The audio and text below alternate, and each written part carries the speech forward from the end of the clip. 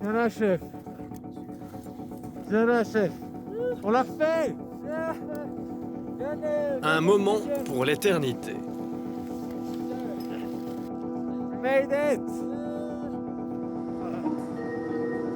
Gleis 5, Einfahrt des Intercity 5 nach Neuchâtel, Genf, Genf Flughafen. Plus d'un mois après, ils sont de retour à la maison. Simon Niklaus est chaleureusement accueilli par sa famille.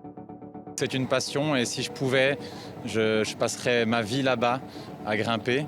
Mais comme tout le monde, au bout d'un moment, il faut revenir à la vie normale, regagner des sous avant de pouvoir repartir. Sa maman est fière de lui, mais surtout sacrément heureuse qu'il soit de retour. Après, en tant que parent, c'est évident qu'il y a des moments où on tremble, on prie beaucoup, et puis on fait la fête quand il est de retour. Tout d'abord, il faut redescendre sur Terre.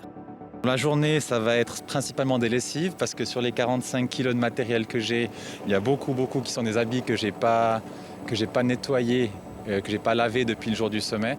Simon Niklaus et son ami Daniel Benito sont montés à presque 7000 mètres d'altitude. Une expérience qu'ils ne sont pas prêts d'oublier. On était vraiment seuls au monde, à 6300 mètres d'altitude. Et puis, on a eu les capacités de monter notre tente, notre matériel. Il n'y avait personne autour de nous et on se sentait mais vraiment parfait, quoi. C'était vraiment le moment exceptionnel. Mais sur les hauteurs de l'Himalaya, tout n'était pas rose. En redescendant au camp 1, on a pris 20 minutes pour rassembler des déchets. On a rassemblé 5 kilos de déchets à peu près en 20 minutes, qu'on a redescendu au camp de base vu qu'on était léger, qu'on n'avait pas grand-chose à porter.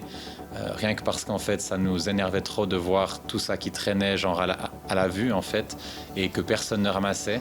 Et puis, il y a le froid qui a joué des tours aux deux compères. J'ai dormi avec mes gants en fait dans mon sac de couchage et j'ai transpiré. Mes gants ont pris l'humidité. Du coup, j'ai commencé à grimper.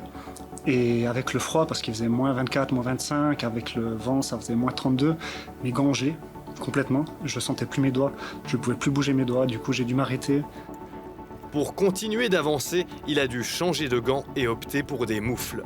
Simon Niklaus a eu des engelures sur 8 doigts à cause des vidéos et photos qu'il a prises, mais ça valait le coup.